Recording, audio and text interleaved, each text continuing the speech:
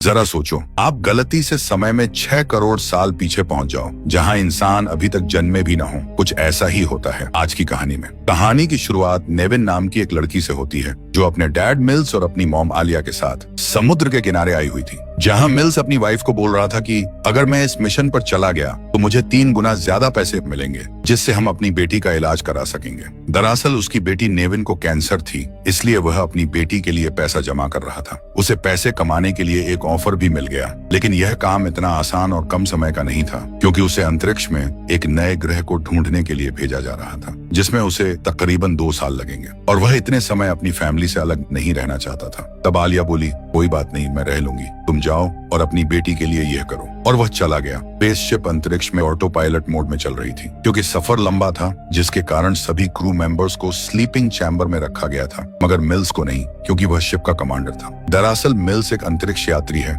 जो कि हर बार इसी तरह के मिशन पर जाता रहता है। वे सभी अपनी सफर को काट ही रहे थे कि अचानक स्पेसशिप के सामने बहुत सारे एस्टेरॉयड का मलबा आ गया और शिप उनसे टकराने लगा, जिससे शिप आउट ऑफ कंट्रोल हो गया और शिप को मैनुअल मोड में डाल दिया गया। अंदर सोया हुआ मिल्स अलर्ट अलार्म सुनकर जाग गया और जल्दी से शिप को अपने कंट्रोल में लिया, लेकिन एस्टेरॉयड का मलबा ज्यादा होने के कारण शिप का एक हिस्सा कैबिन से अलग हो गया। दरअसल वह वही हिस्सा था जिसमें बाकी के क्रू मेंबर स्लीपिंग चैम्बर में थे। मिल्स अपनी जान बचाने के लिए पास के ही एक अनजान ग्रह पर लैंडिंग किया, पर वहां उसका स्पेसशिप क्रैश हो गया। थोड़ी देर बाद उसकी आंख खुली तो उसने देखा कि उसके शरीर में बहुत सी चोटें आई हुई हैं। वह सबसे पहले वहां रखे मेड किट से अपने जख्म को भरा और उसके बाद जाकर जल्दी से धरती पर मैसेज करके मदद मांगी। जब वह अपनी बेटी की वीडियो को याद करके देख रहा था, उसी वक्त स्क्रीन पर शो हुआ कि एक क्रू मेंबर अभी भी जीवित है, जो कि एक लड़की है और वह उससे कुछ दूरी पर है। इसलिए वह जल्दी से अपना स्पेस सूट पहना और गन को लेकर बाहर गया। उसने देखा कि बाहर सारे क्रू मेंबर मरे पड़े हैं, जो कि क्रैश के कारण मर गए थे। इस चीज को देखकर उसे बहुत दुख हुआ,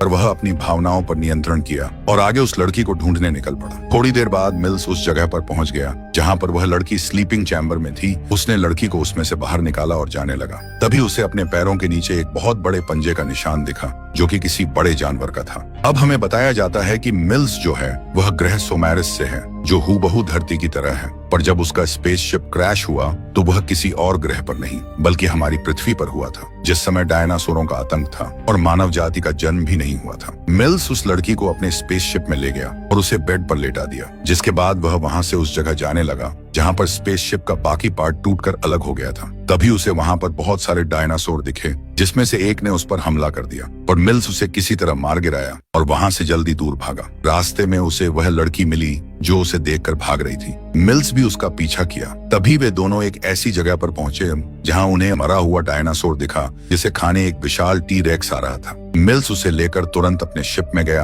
और उसके हाथों पर लगे चोट में मलहम को लगा दिया। इसके बाद जब मिल्स ने अपना नाम बताने के बाद उसका नाम पूछा तो वह उसकी भाषा को नहीं समझ पाया, क्योंकि वह कोई और भाषा बोल रही थी। तब मिल्स ने स्पेसशिप में रखी एक किताब निकाली जिसमें सभी क्रू की जानकारी थी। मिल्स को उसका नाम पता चल गया। उसने कहा, कोआ, हमारा स्पेसशिप एक अनजान प्लेनेट पर क्रैश हो गया। उस वक्त तुम स्लीपिंग चैम्बर में थी। हमें नहीं पता कि तुम्हें इस स्पेसशिप में कौन लाया, पर कोई बात नहीं, मैं तुम्हें यहाँ से बाहर निकालूंगा। उसने कोआ को समझाने के लिए एक टेबल पर चित्र बनाकर बताया कि हमें इस जगह जाना होगा, क्योंकि वहां पर स्पेसशिप से अलग हुआ एक रोवर है जो हमें वापस घर पहुंचा देगा। इसलिए तुम हर वक्त मेरे पास रहना और मैं तुम्हें तुम्हारे मॉम डैड के पास पहुंचा दूंगा। अब मिल्स कोआ को लेकर रोवर की तरफ निकल गया। रास्ते में कोआ मिल्स को खूब परेशान कर रही थी। उसी वक्त उन्हें कुछ आवाज सुनाई दी, जिसे सुनकर कोआ तुरंत एक जगह छुप कर देखने लगी। तब उसे अपने सामने एक डायनासोर का बच्चा फंसा हुआ दिखा। वह तुरंत वहां जाकर उसे बचाने लगी। तब मिल्स भी उसकी मदद के लिए आ गया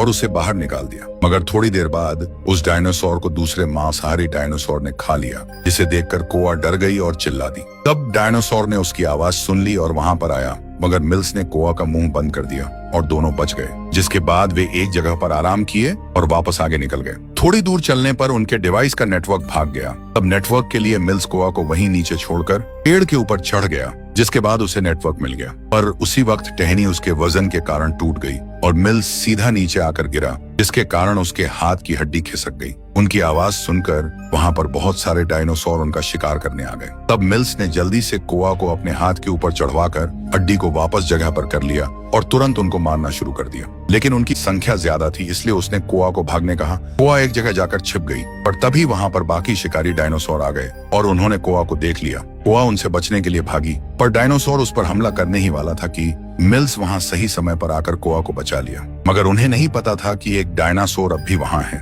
उसने तुरंत कोआ को पकड़कर तेजी से भागा। मिल्स भी उसके पीछे दौड़ा, मगर डायनासोर रुकने का नाम ही नहीं ले रहा था। तब मिल्स ने हवा में फायरिंग की, जिसकी आवाज से वह कोआ को छोड़कर भाग गया। इस वजह से कोआ डरकर एक तरफ बैठ गई। शाम को उसने कोआ को किसी तरह मनाया और वापस आगे निकल गए। उसने रात बिताने के लिए एक ऊंची जगह चुनी, जिसके बाद मिल्स अपने चारों तरफ एक डिवाइस लगा दिया, जो कि खतरे को पहले ही भांपकर अलर्ट कर देता है। अब वे दोनों सो गए, पर आधी रात के बीच वह डिवाइस अलर्ट अलार्म बजाने लगा, जिसकी आवाज से वह जाग गया। उसने देखा कि कोआ के मुंह से बहुत सारे झाग निकल रहे हैं। जब उसने गौर से देखा तो पाया कि उसके मुंह के अंदर एक कीड़ा घुसा हुआ है। उसने उसे तुरंत मार दिया, जिसके बाद कोआ होश में आ गई। लेकिन अब भी अलर्ट अलार्म बंद नहीं हो रहा था, क्योंकि वह उस कीड़े के कारण नहीं बज रहा था, बल्कि उनके पीछे खड़े टी-रेक्स के कारण बज रहा था। उसने उन पर हमला किया। तब अपनी मदद में मिल्स ने उस पर फायर करके घायल कर दिया और वहीं पास की एक सुरंग में दोनों घुस गए। पर मिल्स को नहीं पता था कि वह जिस सुरंग में घुसा है वह किसी और शिकारी का घर है। मिल्स सुरंग में बाहर का रास्ता ढूंढने के लिए आगे बढ़ता रहा और एक जगह जाकर रास्ता बंद हो गया।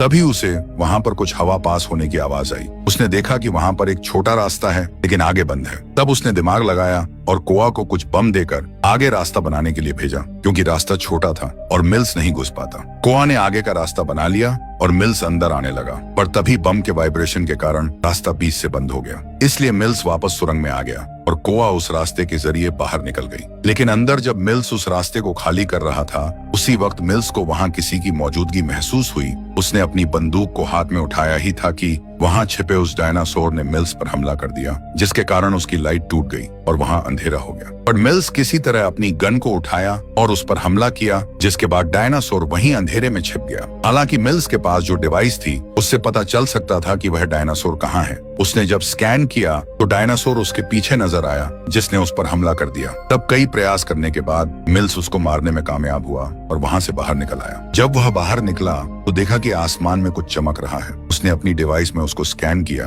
तो पता चला कि वह एक एस्टेरॉयड है, जो धरती की तरफ तेजी से बढ़ रहा था। दरअसल ये वही एस्टेरॉयड है जो हमारे धरती पर डायनासोर के समय में गिरा था और डायनासोर की पूरी प्रजाति समाप्त हो गई थी। यह देखकर मिल्स तुरंत कोआ को ढूंढने निकल गया। दूसरी ओर कोआ का एक डायनासोर पीछा कर रहा था। तब उसने अपने पास रखे बम का उपयोग की, जिसके बाद वह बच गई। मगर जब दूसरी ओर बम की आवाज मिल्स को आई तो वह घबराकर तेजी से उस तरफ भागा और एक दलदल में जाकर गिर गया। उसने अपनी मदद के लिए कोआ को पुकारा और दलदल के अंदर चला गया, लेकिन कोआ को उसकी आवाज जा चुकी थी। कोआ तुरंत उस जगह जाकर मिल्स की मदद की और वह बच गया। इस बहादुरी को देखकर उसने कोआ को गले लगा लिया, जिसके बाद उसने कोआ को वह एस्टेरॉयड दिखाया और कहा, हमें जल्दी से रोवर के पास पहुंचना पड़ेगा, नहीं तो हम भी यहाँ मारे जाएंगे। उन दोनों को चलते हुए रात बीत गई। तभी उनके रास्ते में एक बड़ी चट्टान आ गई, जिसे उन्हें पार करना ही पड़ेगा। तब कोआ ने इस काम को करने के लिए रस्सी को लेकर मिल्स के सहारे चट्टान के ऊपर चढ़ गई, जिसके बाद कोआ ने रस्सी को नीचे फेंकी और मिल्स उसे पकड़ के ऊपर चढ़ गया। थोड़ी देर बाद वो दोनों रोवर तक पहुंच गए। मिल्स ने रोवर को चालू कर दिया, तभी एक टाइमिंग ऑन हो गई, जिसके बाद रोवर लॉन्च हो जाएगा। उसी वक्त कोआ बाहर जाकर अपने मॉम डैड को ढूंढने लगी, लेकिन उन्हें वे कहीं नहीं मिले। तब मिल्स बाहर आकर बताया कि वो अब नहीं रहे और उसने उससे झूठ बोला था। ये सुनकर वह नाराज हो गई। तब मिल्स ने उसे अपनी बेटी नेविन की फोटो दिखाकर बोला कि जब मैं अपने मिशन पर था तब वह कैंसर के कारण दम तोड़ दी। यह सुनकर वह उससे गले लग गई और जल्दी से दोनों रोवर में जाकर बैठ गए। लेकिन उसी वक्त एक एस्टेरॉयड का मलबा उनके रोवर से आकर टकराया और वो नीचे गिर गए, जिसके कारण दोनों बेहोश हो गए। थोड़ी देर बाद कोआ की आंख खुली तो उसने रोवर को लॉन्चिंग मोड पर डाल दिया। उसी वक्त रोवर की लाइट के कारण वहां पर 2 डायनासोर आ गए और रोवर को तोड़ने लगे। तब मिल्स उन्हें भटकाने के लिए अपने पीछे ले गया और उन्हें मारना चाहता था कि गन काम ही नहीं कर रही थी, इसलिए वो वहीं पास की एक जगह में छिप गया और जब उसकी गन फायरिंग मोड पर आई तो उसने दोनों डायनासोर को मार दिया, जिसके बाद गन की बैटरी खत्म हो गई। पर मामला तो भयानक अब हो गया था, क्योंकि वहां पर आ गया सबसे खतरनाक डायनासोर। तब मिल्स ने रोवर को बचाने के लिए उसे अपने पीछे ले गया। मिल्स ने डायनासोर को उस जगह पर लाया जहां जमीन से तेज प्रेशर में पानी निकलता था, पर उसका भी डायनासोर पर कोई असर नहीं हुआ और वो मिल्स को मारने वाला ही था कि उसी वक्त कोआ वहां आकर डायनासोर की एक आंख को घायल कर दी और दोबारा एक तेज प्रेशर का पानी निकला, जिसके कारण वो मारा गया। अब दोनों समय न गंवाते हुए जल्दी से रोवर में बैठे और उसे लॉन्च कर दिया और थोड़ी देर बाद धरती के वायुमंडल से बाहर निकल गए। वहीं धरती पर वो विशालकाय एस्टेरॉयड गिर गया और पूरे डायनासोर की प्रजाति को विलुप्त कर दिया। इसी के साथ यह कहानी समाप्त हुई। दोस्तों, अगर आपको मेरी यह कहानी अच्छी लगी हो तो वीडियो को लाइक करना और हमारी वीडियो आप तक जल्दी पहुंचे उसके लिए नीचे दिया हुआ सब्सक्राइब बटन दबाकर बेल आइकॉन को ऑन कर लें।